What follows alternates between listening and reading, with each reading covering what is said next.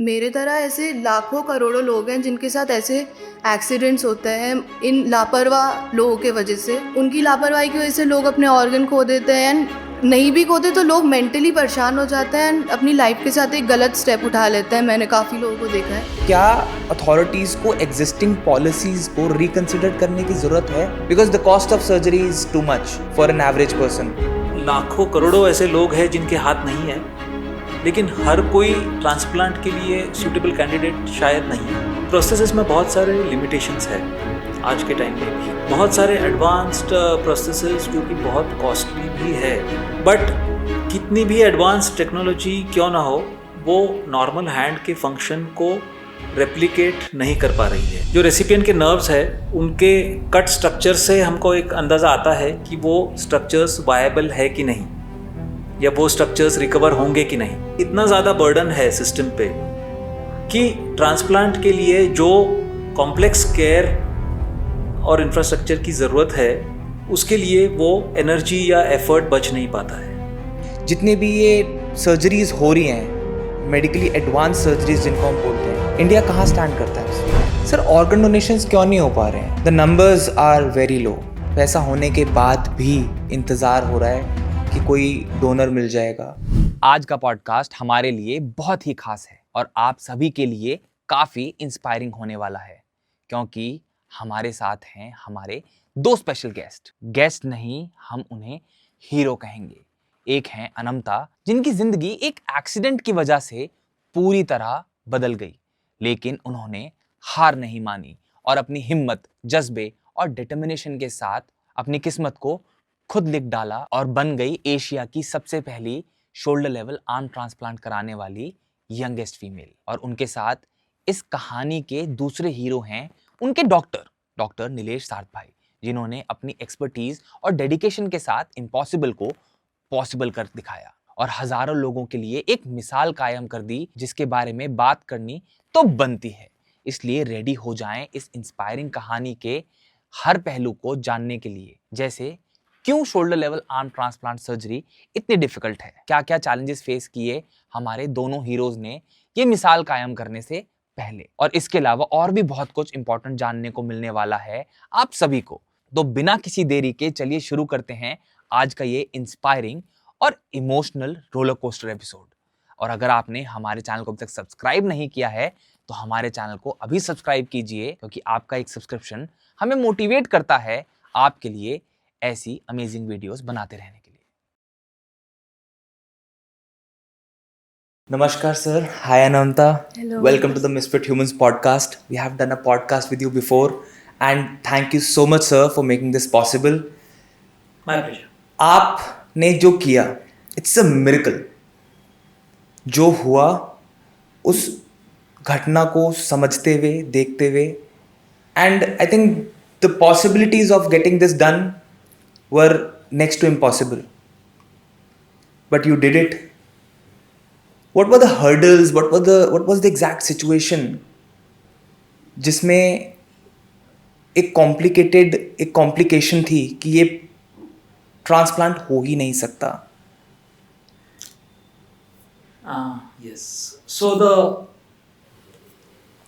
if I get back to the inception, the kind of injury that Anamta had, she had lost her hand at a very proximal level, मतलब बहुत ऊपर के level से हाथ cut गया था जी। तो ऐसे सिचुएशन में टिपिकली अंदर के जो स्ट्रक्चर्स है, mainly the blood vessels, the nerves, right, on the basis of which a hand is going to survive, on the basis of which the hand is going to function, ये सारे structures जो है ये बहुत ऊपर के level पे damage हो जाते हैं जी। एंड जब आप पूरे हाथ को ट्रांसप्लांट करते हैं या पूरे हाथ की लेंथ को ट्रांसप्लांट करते हैं, तो एक बहुत ज़्यादा टिश्यू आपकी बॉडी में ट्रांसफ़र हो रहा है। तो वो टिश्यू जो है वो एक फिक्स्ड सेट ऑफ टाइम में उसका ब्लड सर्कुलेशन रिस्टोर होना चाहिए, ताकि बॉडी को उसके साइड इफ़ेक्ट्स या टॉक्सिसिटी या डैमेज ना हो। तो these are the basic main challenges कि इतने प्रॉक्सिमल लेवल पे दुनिया भर में ट्रांसप्लांट्स बहुत कम हुए हैं तो इसकी बेसिक वजह ये है कि ये एक मुश्किल लेवल है, इसमें कॉम्प्लिकेशंस के चांसेस बहुत ज़्यादा होते हैं एंड जो रिकवरी का टाइम है ये भी इसमें काफ़ी लेंदी होता है। तो इन सारी डिफ़िकल्टीज़ की वजह से प्रॉक्सिमल लेवल पे ट्रांसप्लांट्स यूजुअली बहुत कम होते हैं। अनंता, यू आर आप एक मिसाल हैं बहुत सारे लोगों के लिए, and you have become a motivation for a lot of people who are struggling in life. Yes yes. क्या आपने कभी सोचा था that this will be possible? मुझे 100% पता था ये पॉसिबल होगा, because I had faith in my doctor, as I said last time कि मेरा हैंड ट्रांसप्लांट होने वाला है। एंड इस बार मैं आपके साथ ये वापस पॉडकास्ट कर रही हूँ, बट इस बार मेरे साथ मेरा हाथ भी है एंड वो डॉक्टर भी है, रियल हीरो, जिन्होंने मेरा हैंड ट्रांसप्लांट किया है। सो मैं बहुत ज़्यादा खुश हूँ and I am very happy to get a second life. So just a fact check. This is the first time in history that एक यंग बच्चे को अपर लिम्ब ट्रांसप्लांट मिला है। Yes, so Ananta is the youngest girl in the world probably to receive a shoulder level transplant. She is also the first female recipient Okay. of a shoulder level transplant in the world. Sir, आपकी job ऐसी है जहाँ पे एक responsibility के साथ साथ बहुत सारे चैलेंजेस भी आते हैं हमेशा। What were the major challenges that you faced in this situation? So challenges तो कोई भी ट्रांसप्लांट सर्जरी में बहुत सारे challenges होते हैं। The key is to prepare well. The key is to think of every single possibility and to brace yourself well so that you don't land up with a major problem or complications. First reaction क्या था आपका जब आपने इस case को देखा, अनंता से मिले? So टेक्निकल पॉसिबिलिटी हमेशा होती है, बट आपको कुछ बेसिक असेसमेंट के बाद आप फाइनलाइज कर सकते हो कि ये सच में पॉसिबल है कि नहीं। तो जैसे कोई सीटी स्कैन है, एंजियोग्राफी है, ये सारे टेस्ट करके हम डिटरमाइन करते हैं कि ये टेक्निकली या प्रैक्टिकली ये फिजिबल है कि नहीं। तो चैलेंजेस लेना हमेशा ही एक ये रहा है, नए नए चैलेंजेस टेकअप करना। बट यस, उसमें एक प्रैक्टिकल फिजिबिलिटी और सेफ्टी का फैक्टर भी बहुत इंपॉर्टेंट होता है before we actually venture into it. क्या आपको लगा था उस टाइम पे जब आप पहली बार मिले थे कि ये पॉसिबल नहीं हो पाएगा? ये अगेन जैसे मैंने बोला कि कुछ असेसमेंट करने के बाद ही ये पॉसिबल डिसाइड करना पॉसिबल होता है। कई बार हम पेशेंट्स की टेस्ट करते हैं और उसमें ब्लड वेसल्स जो है वो बहुत प्रॉक्सिमल लेवल तक डैमेज होता है, तो उन केसेस में फिर वो एक्चुअली पॉसिबल नहीं है। चांसेस क्या थे? वाज इट अ 50-50 सिचुएशन और? Yes, it was actually say more than 50% chance कि it would not have been possible. ऐसा क्या होता है जब हम ट्रांसप्लांट करते हैं? Let's discuss a little bit about what exactly a limb transplant is all about. So a limb transplant is transferring the limb of one person to another. So for that you need to fix the bones to stabilize the limb.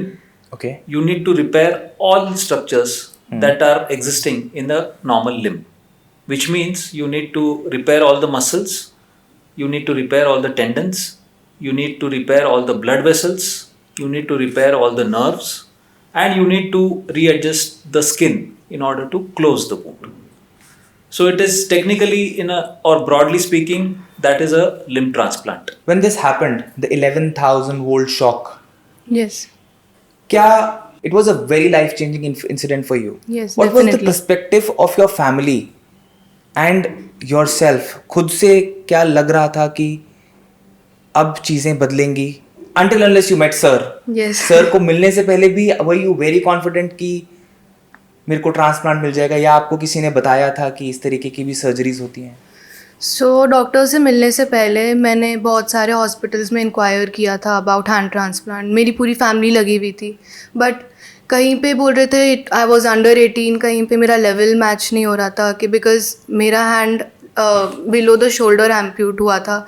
सो बहुत सारे challenges आ रहे थे बीच में कि शायद transplant possible ना हो पाए अनटिल अनलेस मैं डॉक्टर से मिली. एंड डॉक्टर ने मुझसे पूछा भी कि are you sure, are you ready for this surgery. मैं थोड़ा नर्वस थी बट मैं डॉक्टर को बोला हाँ मैं बिल्कुल रेडी हूँ सर्जरी के लिए. एंड डॉक्टर ने उसी टाइम मुझे बोला कि I will do your surgery now, मैं आपको आपकी सर्जरी करके दिखाऊंगा. एंड फिर मेरा रजिस्ट्रेशन भी हो गया एंड फिर मैं अपना डोनर का वेट करती रही. So what were the real struggles when you first saw the case? The real struggles were the level of amputation. The stump was actually quite scarred, and the stump was empty actually. Okay. So मतलब skin और bone के सिवा उस stump में कुछ भी नहीं था. मतलब हमको सारी चीज़ें ट्रांसप्लांट करनी थी, वो भी ओरिजिन से. मसल्स को उनके ओरिजिन से ट्रांसप्लांट करना होगा तो ही वो लिम्ब जो है वो फंक्शनल हो पाएगा. ब्लड वेसल्स को जोड़ना होगा at a very proximal level, क्योंकि वो ऑलमोस्ट कॉलर बोन के नीचे वो ब्लड वेसल्स हेल्दी साइज के थे. उसके बियॉन्ड वो सारे वेसल्स डैमेज थे. नर्व्स को भी उसी लेवल पे जोड़ना था ताकि वो हाथ जो है वो फंक्शनल हो सके. तो नर्व्स को हम जितना प्रॉक्सिमली अटैच करते हैं उतना रिकवरी का टाइम बढ़ जाता है.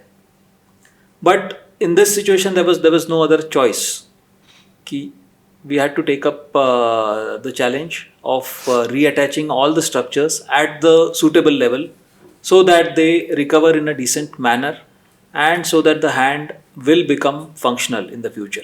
So what are the major risks involved in such a process? Major risks involved is what we do is a cross match test. Okay. What cross is it match all about? मतलब जो donor और recipient है. So in the world every individual is different from each other. जी. Genetically हर कोई एक दूसरे से अलग है.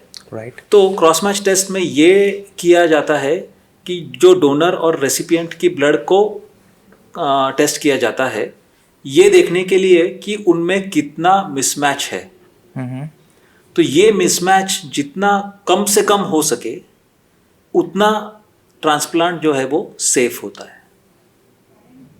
Right. तो we want to reduce the mismatch between the donor and the recipient so that the recipient's body will accept the transplanted hand and not reject it.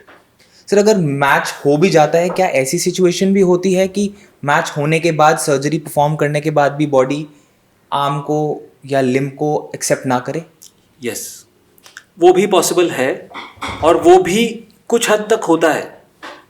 Because the match is never 100%. There is always a subtle difference between the two individuals. So initial phase में body हमेशा उस हाथ के खिलाफ react करती है और rejection होता है. कितने टाइम तक होता है? रिजेक्शन थियोरेटिकली रिजेक्शन कभी भी हो सकता है. ओके. बट इसका इंसिडेंस जो है ये with in the first year ज़्यादा चांसेस होते हैं क्योंकि बॉडी एडजस्टिंग फेज में है. तो वो रिजेक्शन के चांसेस फर्स्ट ईयर के अंदर ज़्यादा होते हैं. बट विथ टाइम जो है वो बॉडी उसको एक्सेप्ट करती है एंड द इंसिडेंस और chances of rejection are really very less. Sir ऐसे केसेस के अंदर देखा जाता है कि पेशेंट और पेशेंट की फैमिली दोनों को बहुत ही ज़्यादा इमोशनली स्ट्रेंथ देना पड़ता है, उनको कंसोल भी करना पड़ता है, उनको समझाना भी पड़ता है. How was it like in this case? Was it like different from other cases, or you just had to, follow the same protocol and work with the same manner like other cases? No, so actually every case is different. Every case is different because this is a very intimate situation. And you really have to get into the mind of the person and the family and to be able to convey the concepts, the ideas, because everybody will have a different understanding, everybody will have a different perception.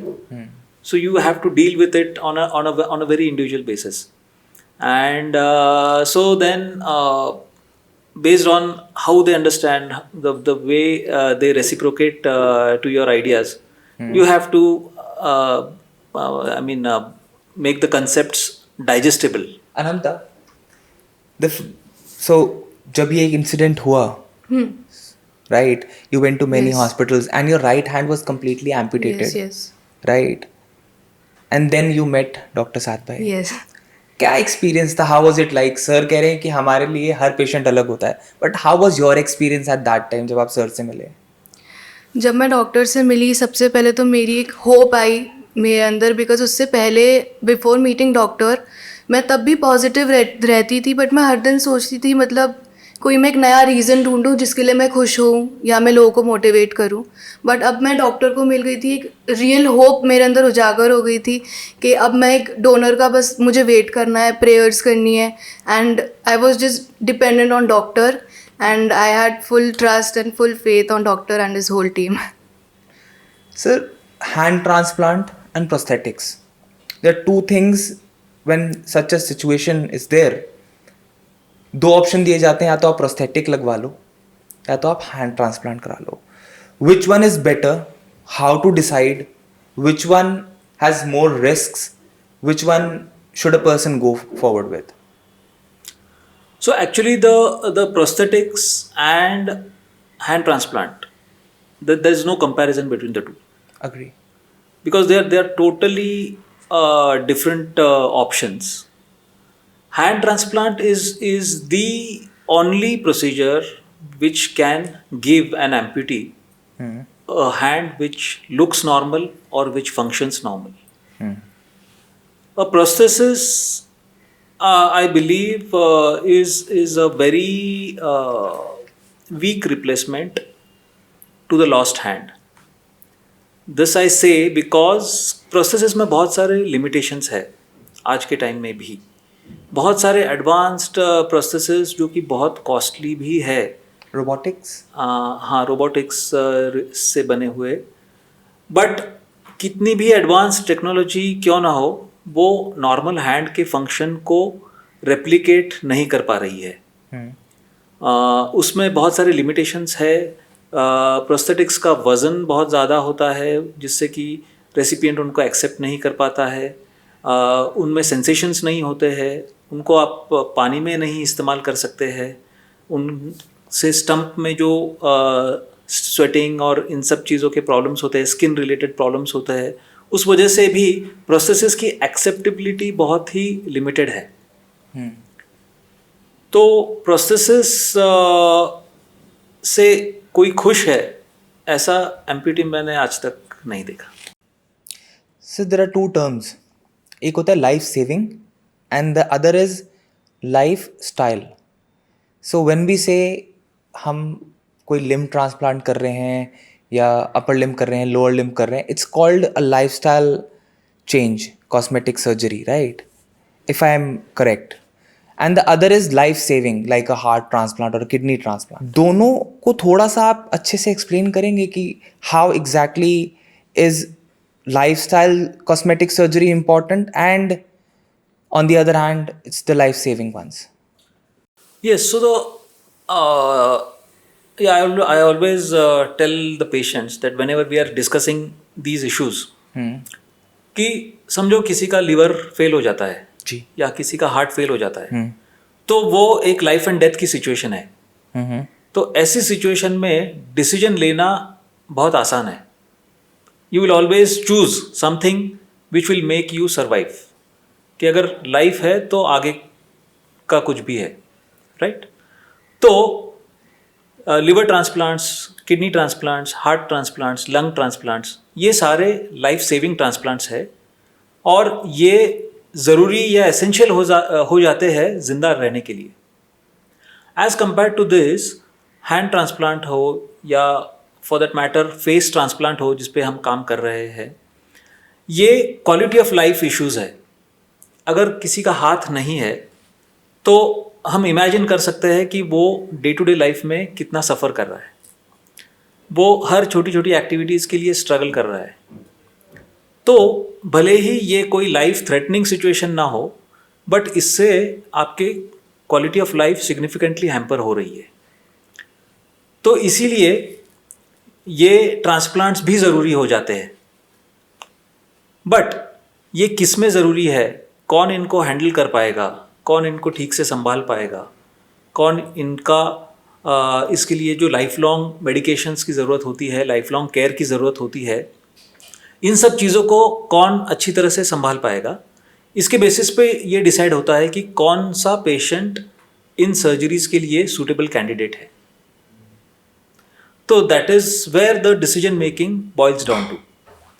Choosing the right recipient is the key for the success of the surgery and for the success of these programs.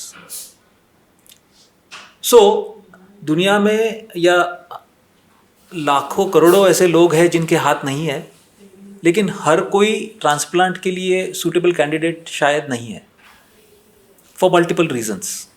For example, for socio economic reasons, financial reasons, किसी की mental maturity नहीं है ये complexity समझने की और उसको संभालने की, निभाने की, किसी को फैमिली सपोर्ट नहीं है ये मैनेज करने के लिए। तो there are multiple factors on which this decisions are based. So what according to you, as you mentioned, दोनों ही सिचुएशंस को अगर हम कोरिलेट करके चलें, एक लाइफ सेविंग और एक lifestyle, what according to you as a fact, as a matter of fact, Anamta की सिचुएशन में ये सर्जरी लाइफ सेविंग थी या लाइफस्टाइल थी?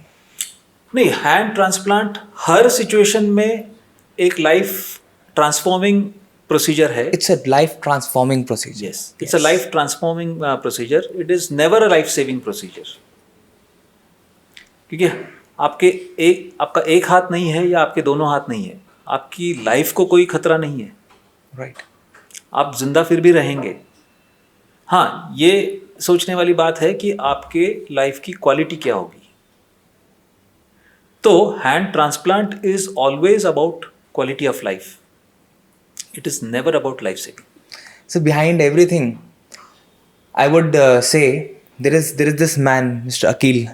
मैं उनको अकील भाई बोलता हूँ क्योंकि उनसे मिलने के बाद ना मुझे पर्सनली ऐसा लगा कि he is a gem of a person, because उन्होंने सब कुछ छोड़ के, हर चीज़ को एक तरफ करके, he made sure that this thing happens for her daughter. Anmata, how was the journey like? How did your father manage each and everything? Like, I have no words for my dad. This journey was incredible. I mean, salute to my father जिन्होंने इतनी मेहनत करी मेरे hand transplant कराने के लिए। Like he did each and every thing possible. मतलब दिन रात मेरी चीज़ों में लगे रहते थे कि I want my daughter to get her hand back. उन्होंने इतना फाइट किया चीज़ों से एंड फाइनली मैं नहीं, शायद वही जीते अपनी पूरी जर्नी में। सो मैं उन्हें थैंक यू बोलना चाहती हूँ। सर, कॉम्प्लिकेशंस की बात करते हैं। इतनी यंग एज में अथॉरिटीज़ भी अलाउ नहीं करती हैं सर्जरीज करने के लिए। अथॉरिटीज़ भी बोलती हैं कि after a certain age these surgeries should be performed. What was the exact situation जब आपने ये बोला कि yes I can do it and there might be some formalities that have to be done? So because Anamta was less than 18 years of age, she was not eligible for a legal consent. तो ऐसे situation में usually parents या guardians का consent लिया जाता है, but वो भी for life savings procedures. But this being not a life-saving procedure, we had to ensure that we are right in the legal terms and from the regulations point of view. So that is the reason we contacted our senior authorities. We tried to see how we could do it because mentally, socially, psychologically, Anamta was mature enough to understand the complexities of the process, and she was more than willing to undergo the surgery. So from that point of view, she was actually ready for surgery. It is just a matter that she was less than 18. So we had to get a legal document prepared so that the consent was considered as valid. So what kind of a legal document was required यहाँ पे? It was an affidavit, basically. Okay. It was an affidavit on a legal or a stamp paper, which mentioned that she is aware of all the Consequences. complications and consequences of such a major complex surgery, and she is willing to undergo it. अनमदार एक बात बताओ, क्या क्या situations हुई, क्या क्या हुआ उस टाइम पे जब सर ने तो आपको बोल दिया कि हाँ I will be doing the surgery if everything is Yes. sorted. क्या क्या फेस करना पड़ा, क्या क्या सिचुएशंस हुई, आप सब कुछ देख रहे थे, समझ रहे थे. आज थोड़ा सा we want to we want you to tell exactly क्या सिचुएशन चल रही थी during the surgery and during the process. जब सर ने तो बोल दिया कि मैं सर्जरी कर दूंगा, लीगल प्रोसीजर्स हैं, बहुत सारी चीजें हैं, बिहाइंड द सीन क्या चल रहा था? सबसे पहले तो मुझे उस टाइम पेशेंस की बहुत ज़रूरत थी, बिकॉज डॉक्टर ने मेंशन किया I was more than willing to get a hand transplant surgery done. तो मैं एवरीडे डोनर का वेट करती थी, एंड देन मैं मतलब मोबाइल मेरा ऐसे ही रहता था, एंड मैं डॉक्टर को मैसेज भी करती थी बार बार कि मेरा डोनर कब आएगा कब आएगा. सो इसमें पेशेंस की बहुत ज़्यादा ज़रूरत थी, एंड ऑब्वियसली प्रेयर्स की, एंड सब बड़ों को एंड सब लोग मेरी प्रेयर्स करते थे. एंड मेरा लेकिन उस टाइम मेन मोटिव ये था कि जब मेरी सर्जरी होगी, सर्जरी के बाद भी एंड सर्जरी के पहले भी, मुझे लोगों को मोटिवेट करना है, जैसे मैं हर बार बोलती हूँ आपको. तो इस बार भी मैंने सोच के रखा था, एंड मैंने सर्जरी से पहले एक रील भी डाला था जिसमें मैंने ये कन्वे किया है कि कभी हमें हारना नहीं चाहिए, क्योंकि अगर मैं हार जाती तो शायद पता नहीं मेरा हैंड ट्रांसप्लांट होता भी या नहीं. तो मैं हारी नहीं, अपनी पूरी जर्नी में लड़ती रही, लोगों को मोटिवेट करती रही. जो छोटी छोटी चीज़ों पे हिम्मत हार जाता है, घर में बैठ जाता है. तो मैंने लोगों को अपनी पूरी जर्नी में मोटिवेट किया, एंड उनकी खुशी देख के मुझे भी खुशी हुई. एंड अगर लोग 1% भी मुझसे मोटिवेट होता है आज भी, that is the biggest victory of my life, and that is the biggest aim of my life. यार कभी ऐसा नहीं लगता कि यार मेरी क्या गलती थी कि ये मेरे साथ ही क्यों हुआ? Yes definitely. कि जैसे आपको मेरी पूरी स्टोरी के बारे में पता है, मैं यूपी में टेरेस पे खेल रही थी, अपना बस इंजॉय कर रही थी दिवाली वेकेशन, एंड सडनली एक शॉक लग गया मुझे 11,000 वोल्ट्स की वायर का. बट मैं अब ये सोचती हूँ इसमें मेरी गलती क्या थी. And just telling you one thing that the electricity authority ने भी एक्सेप्ट किया है कि ये उनकी गलती थी. Yes, there was a letter जो आपके पास आया था. यस, लेटर भी आया था कि उन्होंने एक्सेप्ट किया है कि उनकी गलती थी कि एक 11,000 वोल्ट्स की वायर को उन्होंने एक रेजिडेंशियल एरिया में ओपन छोड़ा है. And secondly I think 1.2 metre का गैप होना चाहिए एक वायर में, but it was 0.8 metre when they measured it. So अब लेकिन कोई एक्शन नहीं लिया गया है. वो लोग फ्रीली ऐसे, I don't know if I should say this, but they are shamefully just roaming around after doing such things to me. Last में सफ़र मैंने ही किया, बट टचवुड मैं मेंटली प्रिपेयर्ड थी, एंड कि मेरा एक हैंड ट्रांसप्लांट सर्जरी भी हो गया. बट मेरे तरह ऐसे लाखों करोड़ों लोग हैं जिनके साथ ऐसे एक्सीडेंट्स होते हैं इन लापरवाह लोगों के वजह से. उनकी लापरवाही की वजह से लोग अपने ऑर्गन खो देते हैं, एंड नहीं भी खोते तो लोग मेंटली परेशान हो जाते हैं एंड अपनी लाइफ के साथ एक गलत स्टेप उठा लेते हैं. मैंने काफ़ी लोगों को देखा है. तो मैं बस ये चाहती हूँ कि ये लापरवाही बंद करी जानी चाहिए, एंड एक एक्शन उठाना चाहिए कि मेरे तरह मैं नहीं चाहती कि अब कोई भी सफ़र करे, एंड सब एकदम सेफली रहे. Do you want the government to take a certain action against those people? Definitely एक एक्शन लेना चाहिए उनके ऊपर. सर ऐसे केसेस में जहाँ लीगल और मेडिकल एथिक्स ओवरलैप करते हैं, right, do you think that doctors के लिए एक बहुत बड़ा चैलेंज है?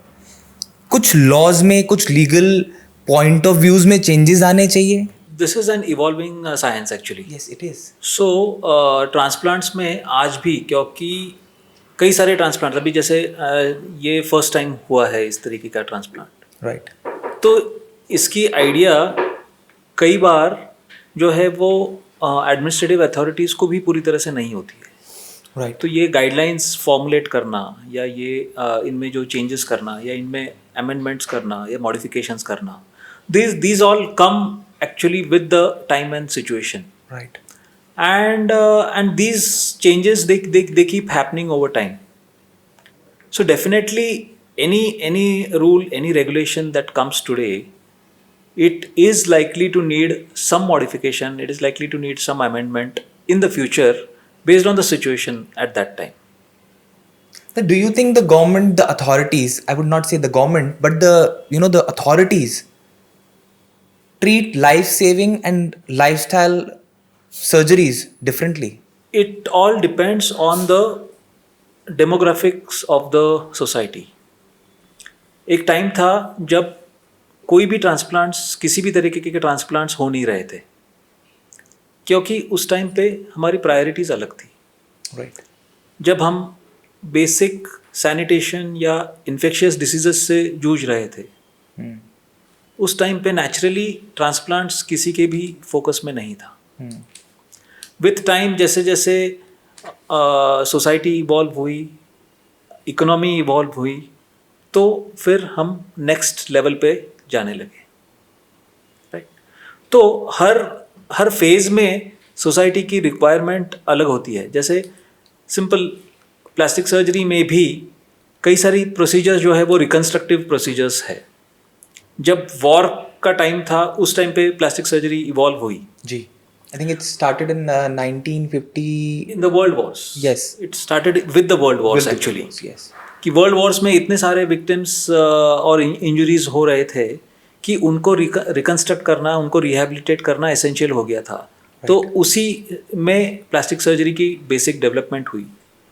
बट विद टाइम जैसे सोसाइटी इवॉल्व हुई, जैसे सोसाइटी फाइनेंशियली स्टेबल हुई या इम्प्रूव हुई, तो फिर कॉस्मेटिक सर्जरी भी आने लगी. कॉस्मेटिक सर्जरी की भी डिमांड बढ़ने लगी, क्योंकि उस टाइम पे लोगों की रिक्वायरमेंट अलग थी. तो उसी तरीके से जो मेडिकल साइंस है वो एक अलग अलग दौर से गुज़रता है. वो अलग अलग लेवल पे उस टाइम पे सोसाइटी की जो रिक्वायरमेंट होती है. इनिशियली ट्रांसप्लांट्स भी जब शुरू हुए तब लाइफ सेविंग ट्रांसप्लांट्स पे ज़्यादा ध्यान दिया गया. विद टाइम ये फोकस अभी शिफ्ट हुआ to non life saving transplants as well. तो इसीलिए हैंड ट्रांसप्लांट्स पे लोगों का ध्यान जाने लगा. हम फेस ट्रांसप्लांट की भी बात कर रहे हैं या उस पे भी काम करने की कोशिश कर रहे हैं. तो ये सोसाइटी की जो ग्रोथ है या सोसाइटी की जो डेवलपमेंट है उसका एक रिफ्लेक्शन है. So I wanted to know from both your experiences, like from you and you as well, कि क्या अथॉरिटीज़ को एग्जिस्टिंग पॉलिसीज़ को रिकन्सिडर करने की ज़रूरत है when it comes to a surgery, a process where a young kid who has lost her arm, who has a life ahead, जहाँ पे उस चीज़ को प्रायोरिटाइज करना चाहिए, because the cost of surgery is too much for an average person. Her father was able to afford it. There are a lot of people who are suffering. मैं अभी नीचे एक लड़की जा रही थी, उसका यहाँ से लिम्ब नहीं था. She was covering it like this. अभी मैं नीचे था. And I thought that, there are a lot of people who cannot afford it. A lot of people जो चाहते हैं कि ऐसा हो जाए, कुछ बदल जाएगा ज़िंदगी में, मेरा राइट हैंड नहीं है, मैं कुछ कर सकता हूँ या कुछ कर सकती हूँ. क्या अथॉरिटीज़ को जो एग्जिस्टिंग रूल्स, रेगुलेशंस, पॉलिसीज़ हैं उनमें रिकन्सिडरेशन के बारे में सोचना चाहिए? कुछ हद तक हाँ, कि authorities have been quite supportive for all these programs. What could change or what could make it better is that अगर हम फाइनेंशियल एस्पेक्ट को देखें कि फाइनेंशियली ये काफ़ी सिग्निफिकेंट बर्डन है, जिसको कम करने की कोशिश अगर अथॉरिटीज़ की तरफ से की जाए, राइट, या गवर्नमेंट इंस्टीट्यूट या प्राइवेट इंस्टीट्यूट में डिफरेंशिएशन किए बिना अगर ये फाइनेंशियल एड ज़रूरतमंदों तक पहुंचाई जाए, तो मेरे हिसाब से एक बहुत ज़्यादा सिग्निफिकेंट डिफरेंस आ सकता है. क्योंकि अल्टीमेटली आज भी ये फैक्ट है कि majority of these procedures are being performed in private institutes, क्योंकि इसके लिए जो जिस लेवल का स्टैंडर्ड ऑफ केयर ज़रूरी है वो आज अनफॉर्चुनेटली प्राइवेट इंस्टीट्यूट्स में ही अवेलेबल है.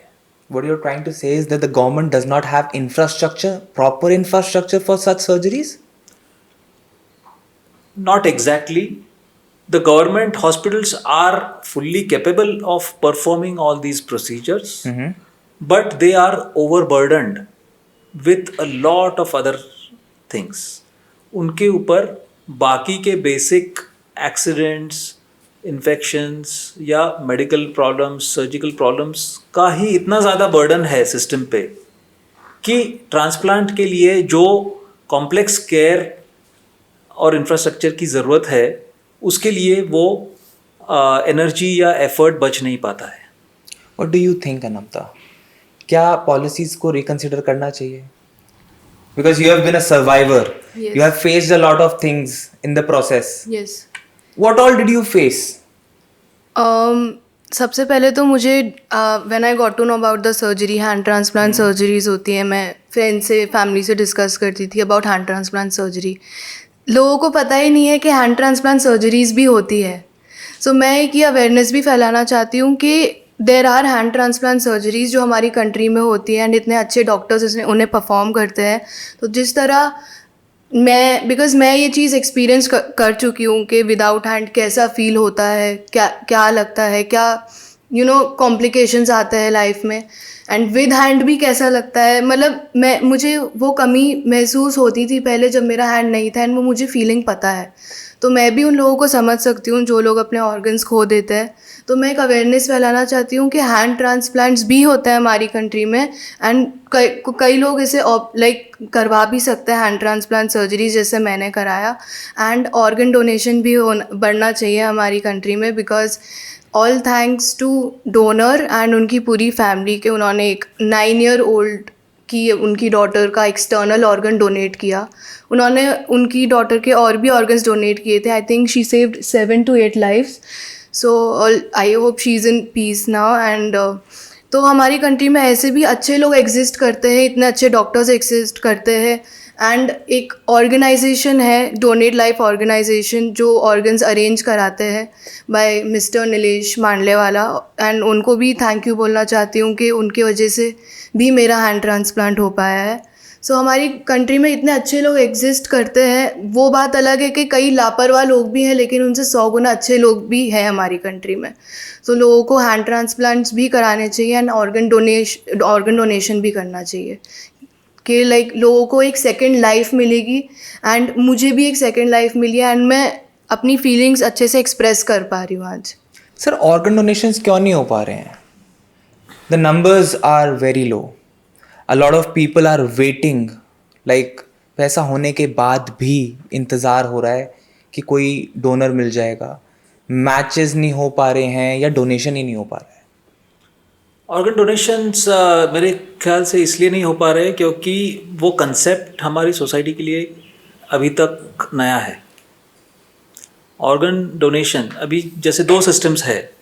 यूरोप में या वेस्टर्न कंट्रीज़ में ऑर्गन डोनेशंस ज़्यादा होते हैं क्योंकि वहाँ पे एक ऑप्ट आउट सिस्टम है. ऑप्ट आउट सिस्टम का मतलब है कि हर कोई वहाँ पे ऑर्गन डोनर है. ओके. अनलेस वो ये चूज़ करे कि मैं डोनेशन नहीं करना चाहता, तो दैट इज़ ऑप्टिंग आउट. तो इसीलिए ऑर्गन डोनेशन की अवेयरनेस वहाँ पे इट इज़ फॉर ग्रांटेड.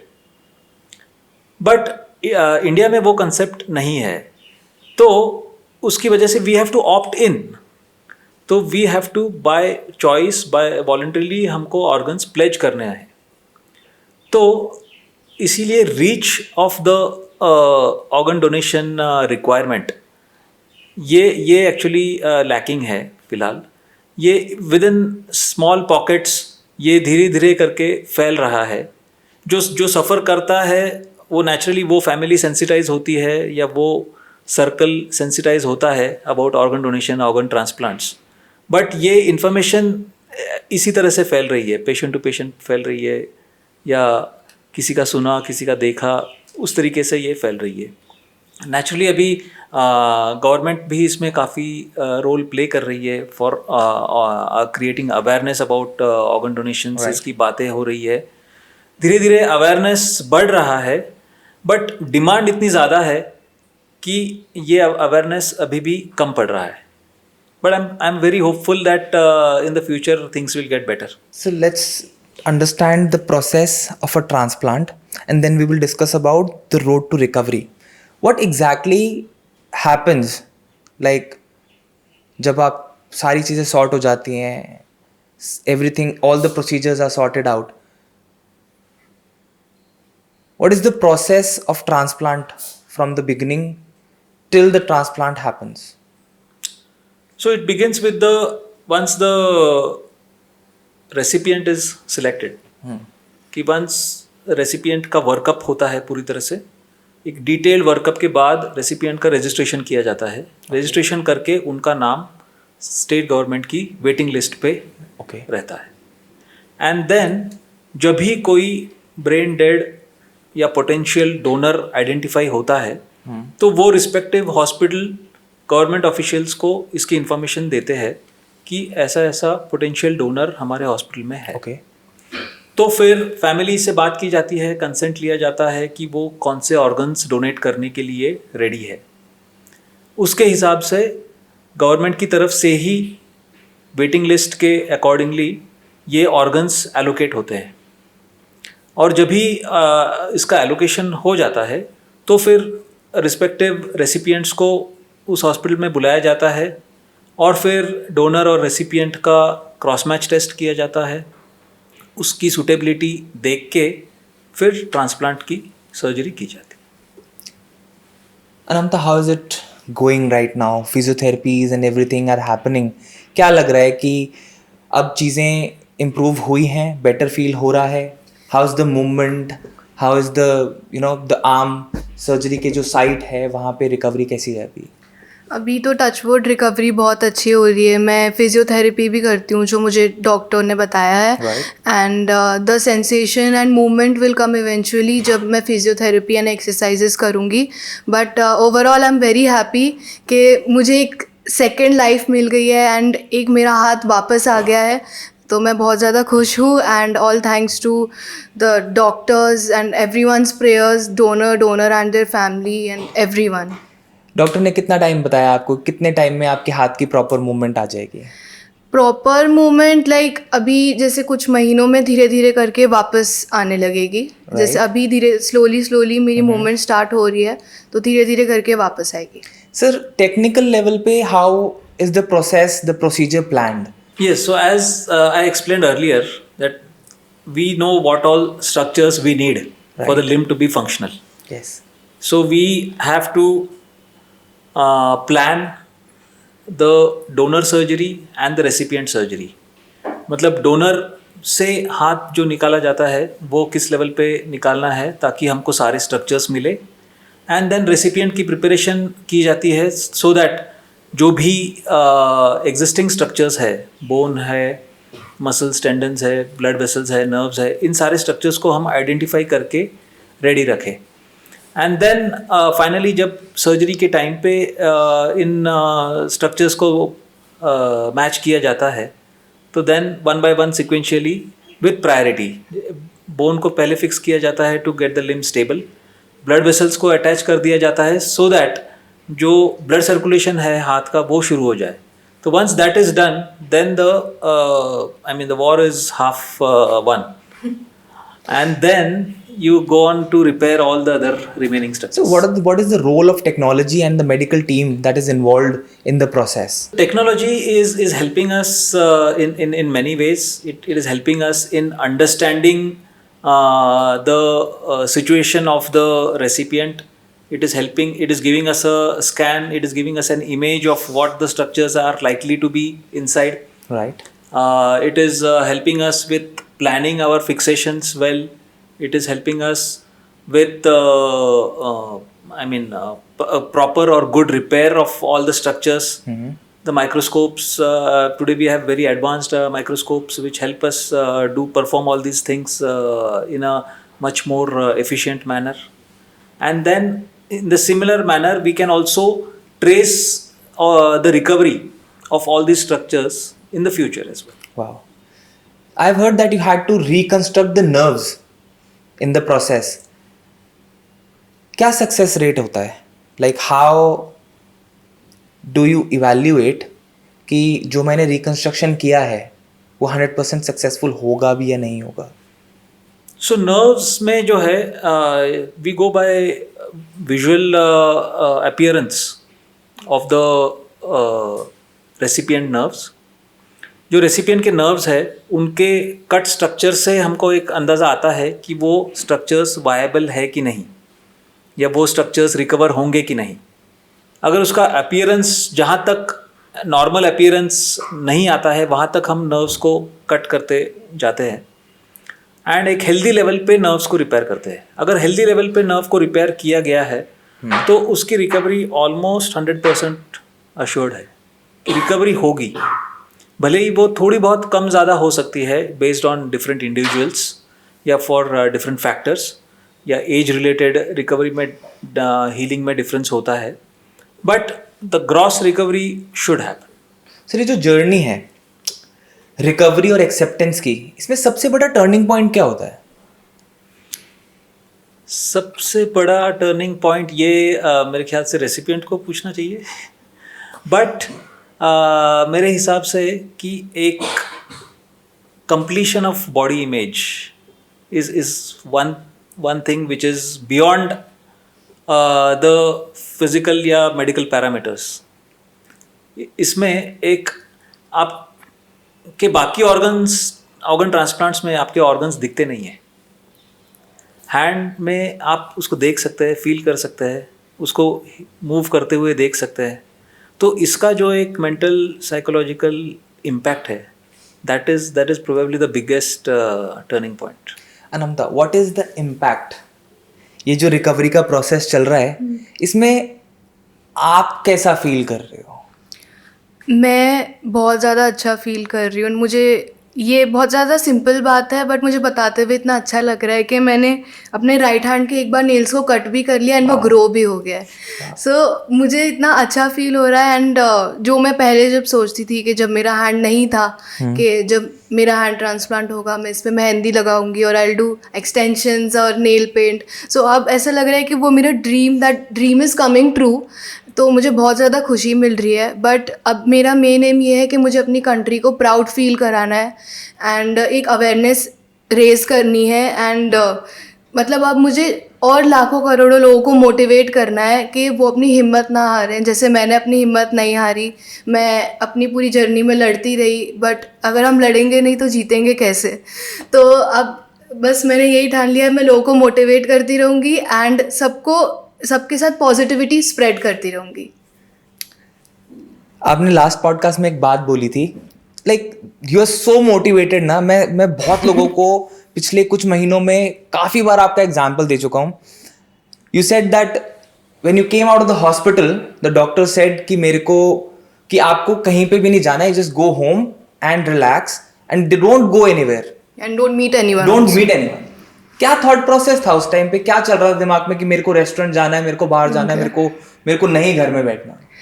तो हैंड एम्पुटेशन के बाद जब मेरा डिस्चार्ज हुआ था तो मुझे डॉक्टर्स ने यही बोला था कि पब्लिक प्लेस में मत जाना, दोस्तों से मत मिलना.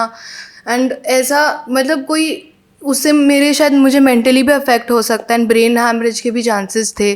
बट मैंने उसी टाइम सोच लिया था कि मैं घर जाने से पहले एक पब्लिक प्लेस में जाऊंगी, क्योंकि अगर मैं उस दिन नहीं जाती तो शायद मैं आज आपको भी फेस नहीं कर पाती एंड शायद मैं उसी टाइम ब्रेक डाउन हो जाती. तो मैं उसी दिन एक पब्लिक रेस्टोरेंट में गई, चाहे मुझे लोग उधर देख भी रहे थे. एंड आप तो जानते हो बच्चे होते हैं, बच्चे अगर मेरे पे हंस भी रहे हैं तो मैं उन पे डबल हंस रही हूँ. फिर वो अपने आप को देख रहे हैं कि अरे हमें कुछ प्रॉब्लम है कि ये हम पे क्यों हंस रही है. सो मैं इस तरीके से चीज़ों को पॉजिटिव वे में लेती थी. एंड मेरा एक पोस्टर जैसा है जो भी बहुत लोगों ने देखा है, कॉशन नो सिंपैथी, जो मैंने लेफ्ट हैंड से लिखा था. 2 साल ऑलमोस्ट हो गए मेरे एक्सीडेंट को एंड अभी तक वो सेम पोस्टर मेरे घर पे चिपका हुआ है. तो अब जो भी आता है सबसे पहले वही कॉशन नो सिंपैथी वाला पोस्टर देखता है. एंड मतलब मैं अपनी फैमिली को भी एंड सबको थैंक यू बोलना चाहती हूँ कि उन्होंने मुझे इतनी स्ट्रेंथ दी कि मैं लोगों को मोटिवेट कर पाई। एंड फन फैक्ट कि आज जो मैंने आपको बताया था कि मैंने लोगों को मोटिवेट करने के लिए एक म्यूज़िक वीडियो बनाया था, फूल परी, तो मैंने वो सेम कॉस्ट्यूम आज पहना है, but the difference is I have a hand now. So I am very happy for that and overwhelmed. आप इतने टाइम से कनेक्टेड हैं अनमता के साथ, right? You have been dealing with the process, stages में आपने सारी चीज़ें देखी हैं अपने सामने होती हुई। आपको क्या लगता है, आपके हिसाब से व्हाट वाज डिफरेंट इस केस में from so many people that you have helped? What was different with Anamta? So the biggest, the difference or the thing that we look for is the attitude. क्या था, ऐसा क्या था जो आपने देखा कि आपको लगा कि यार नहीं, ये बच्चा बहुत अलग है? So ट्रांसप्लांट में जब हम डिसीजन लेते हैं कि किसके लिए ये करना है, किसके लिए नहीं करना है, तो इसमें बेसिक या most important thing beyond the financials को मैं सबसे लास्ट रखता हूँ कि फाइनेंसेस एक ट्रांसप्लांट प्रोसेस में सबसे कम इम्पॉर्टेंट चीज़ है।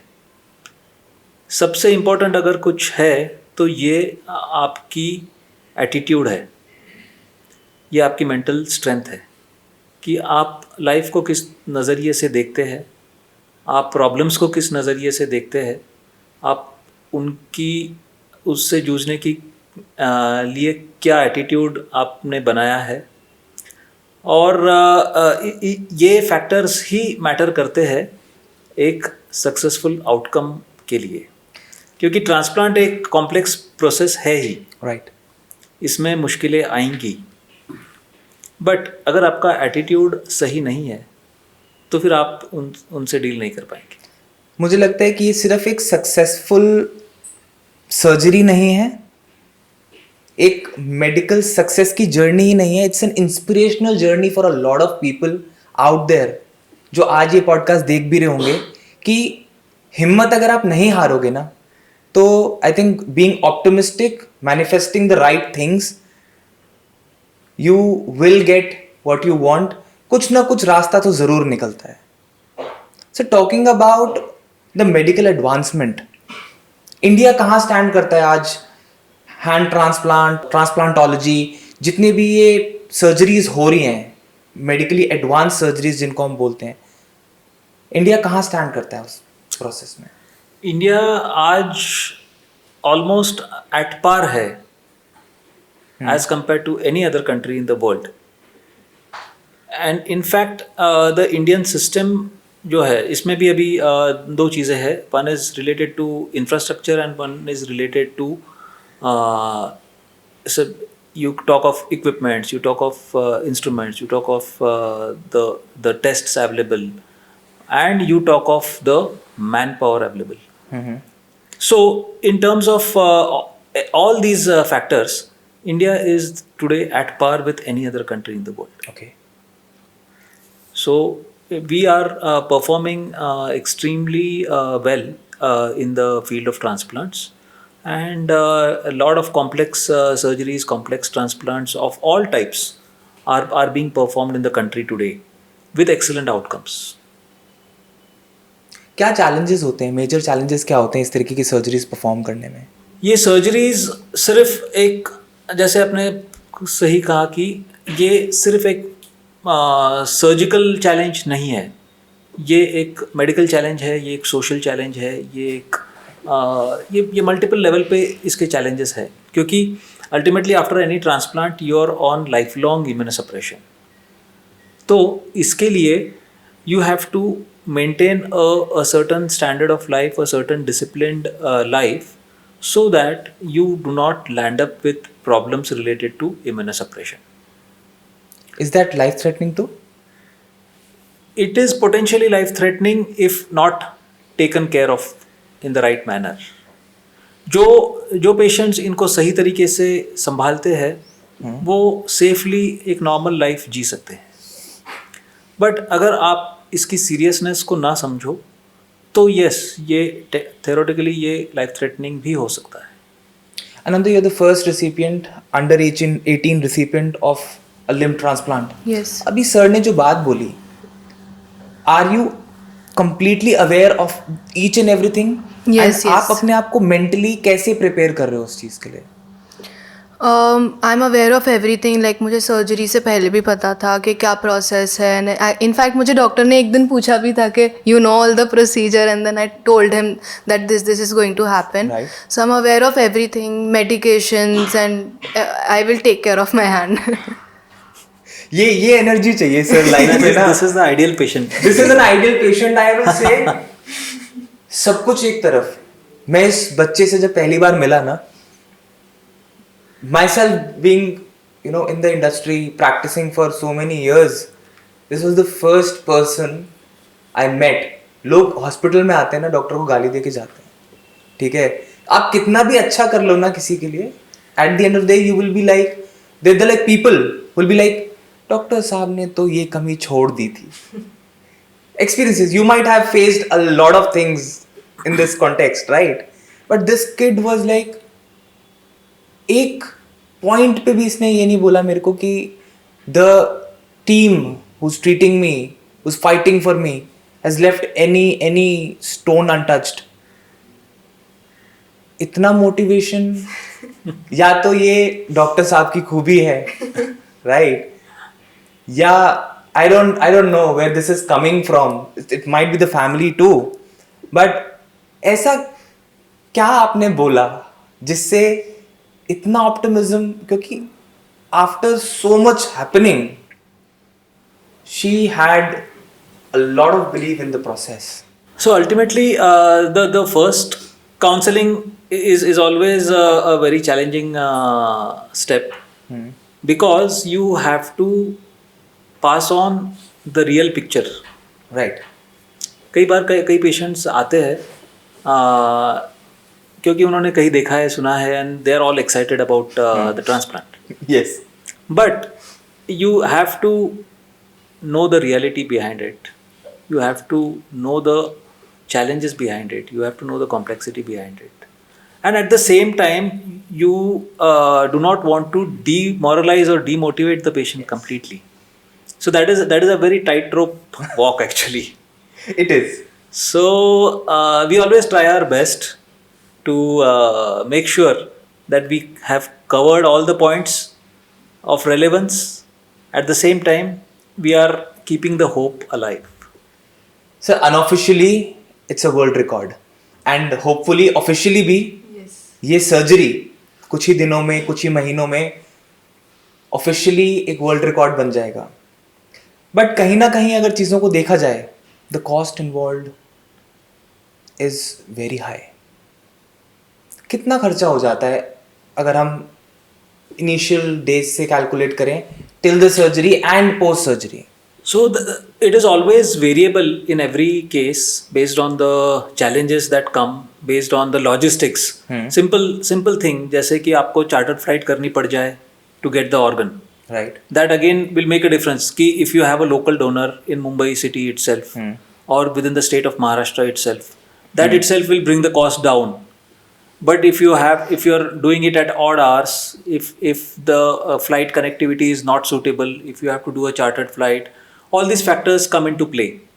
And as an average ballpark figure, we have estimated that on an average, most of our patients have spent close to 25 lakhs as the surgical cost or the surgical and the stay cost.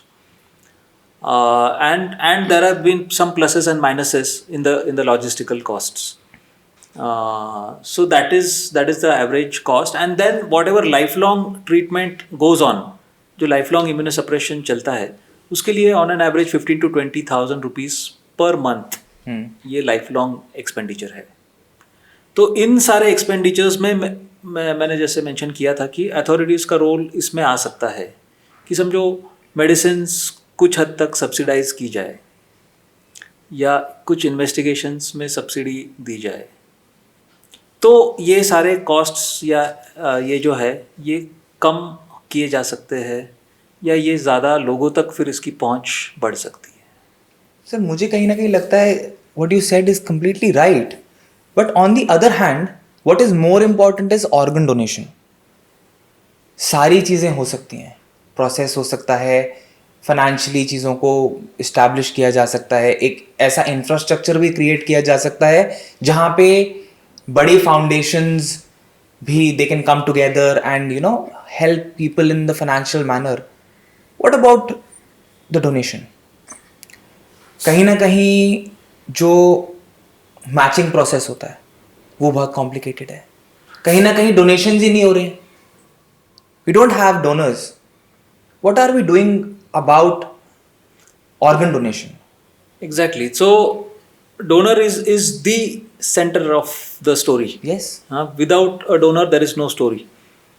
So, donations बढ़ाने के लिए हम पिछले कई सालों से, जब से हमारा प्रोग्राम लिया, हम लोग को लाइसेंस मिला है. हमको लाइसेंस मिला था 2016 में.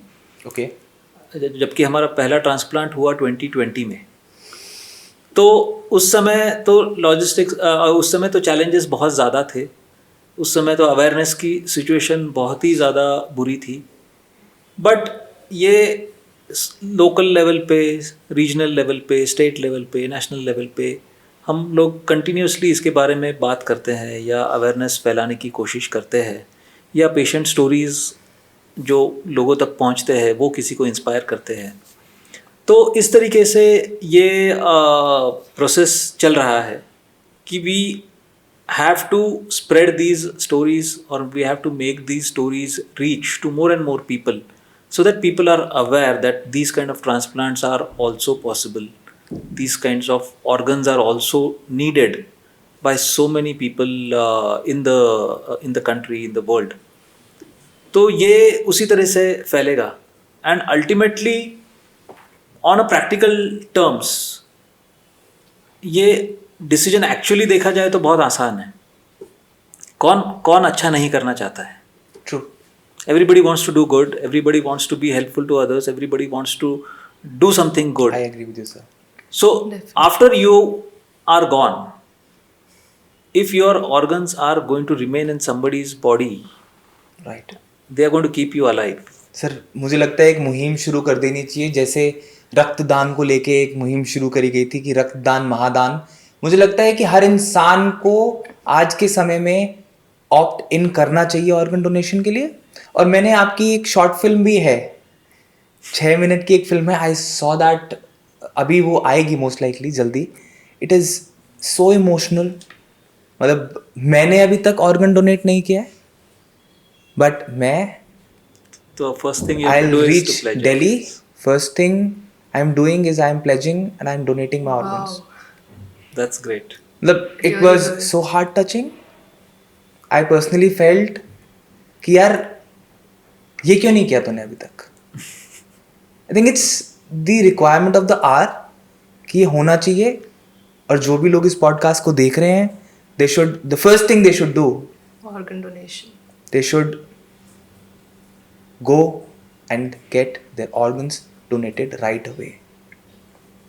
Anamta, Yes. what are the plans? As you said कि आप अब चाहते हो कि अवेयरनेस घर घर तक पहुंचे जी. और लोगों को एहसास हो कहीं ना कहीं कि उनको ऑर्गन डोनेट करना चाहिए. Definitely. क्या सोचा है इस बारे में? So, What are the plans? अभी ऑर्गन डोनेशन के बारे में मुझे अवेयरनेस रेज करनी है. हैंड ट्रांसप्लांट्स के बारे में लोगों को बताना है कि हैंड ट्रांसप्लांट्स भी होता है. बट एक सबसे बड़ा एम ये है कि जिन लापरवाह लोगों की वजह से लोगों के साथ ऐसे एक्सीडेंट्स होते हैं, शायद वो एक्सीडेंट्स ही ना हो, वो सबसे अच्छी बात होगी. तो मैं चाहती हूँ कि वो लापरवाह लोग जो अपनी केयरलेसनेस की वजह से वायर्स ओपन छोड़ देते हैं या कुछ भी, के लोगों को अवेयर नहीं करते कि this place has this thing, so don't do this. For example मेरे घर पे कोई गेस्ट आता है या कोई बच्चे आते हैं and I live on higher floor. So मैं उन बच्चों को पहले से अवेयर कर देती हूँ कि आप इधर बालकनी में मत जाना, या मैं विंडोज़ बंद करती हूँ, या फिर मैं उन्हें उधर जाने ही नहीं देती हूँ कि ऐसा ऐसा शायद हो सकता है आपके साथ.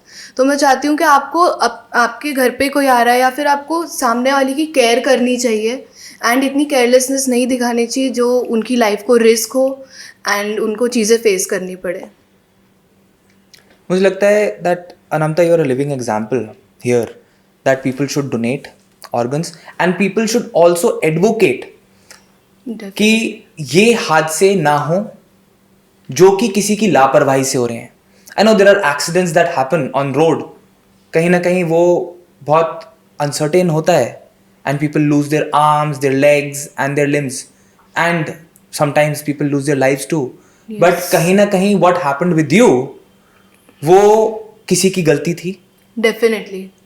वो कंस्ट्रक्शन सही नहीं थी, वो वायर्स बहुत गलत तरीके से लगी हुई थी, which caused all the issues. Definitely. I would say कि आप इस मुहिम को आगे बढ़ाओ, and we would love to support you in any way Thank you so possible. much. Right. And before we come to an end to today's podcast, there are like a few rapid fire questions for both of you. एक surgery या किसी भी case में professionally या personally आपको क्या चीज inspire करती है कि मुझे ये केस लेना है? The ability to make a difference, कि मैं इसमें एक पॉजिटिव चेंज ला सकता हूँ, या मैं इसमें एक पॉजिटिव बदलाव ला सकता हूँ, या I have the opportunity to be able to do that. That is what is my motivation each time. Sir, अगर आपको एक मेडिकल इन्वेंशन क्रिएट करना हो जो कि इम्पॉसिबल केसेस को पॉसिबल बनाए, तो वो क्या होगा? तो वो होगा काइमेरिज्म. काइमेरिज्म का मतलब है कि जैसे हमने शास्त्रों में या कई सारे इसमें देखा है कि जैसे गणेश जी हमारे सबसे बड़े उदाहरण है. He is probably the first recipient of a organ transplant. Yes. तो he is received an elephant head. तो ऐसे कई सारे ये है एग्जाम्पल्स है हमारे शास्त्रों में कि ह्यूमन बॉडी पे किसी और का सर है, या 2-3 एनिमल्स के बॉडीज टुगेदर है. तो ये पॉसिबल होता है काइमेरिज्म से. ओके. मतलब कि बॉडी जो है वो दूसरे के कोई भी ऑर्गन्स जो है वो बिना किसी रिजेक्शन के एक्सेप्ट कर ले. Is it possible? तो that is being attempted actually. इस पे रिसर्च एक्चुअली जारी है कि ट्रांसप्लांट्स में जब डोनर और रेसिपिएंट में जो मिसमैच है उसको मिटाया जाए किसी तरीके से, ताकि रेसिपिएंट की बॉडी जो है वो डोनर के ऑर्गन को एक्सेप्ट कर ले विदाउट रिजेक्टिंग इट. तो अगर ये काइमेरिज्म हम अचीव कर सके तो दुनिया में कोई भी व्यक्ति किसी को भी कोई भी ऑर्गन डोनेट कर पाएगा. Wow. तो that will really and the need और the waiting list for organ donation, organ transplants. That's amazing. Sir, कभी आप इमोशनल हुए हो किसी पेशेंट के मैटर में? यस, कई बार हुआ. कई बार हुए. Ananta, Yes. Tell me,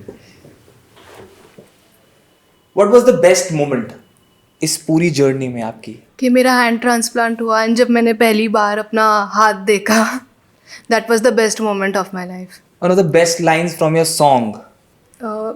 you know like वो मेरा सॉन्ग, मैं इतनी अटैच्ड हूँ वो सॉन्ग से कि I don't have a specific line जो मैं बोलूँ कि वो मेरे लिए मोटिवेशनल है. सो वो जब मैं कभी पहले थोड़ा लो फील करती थी या कुछ, तो मैं अपना सॉन्ग प्ले करती थी, उसे सुनती थी, एंड देन मेरे अंदर एनर्जी बूस्ट अप हो जाती थी.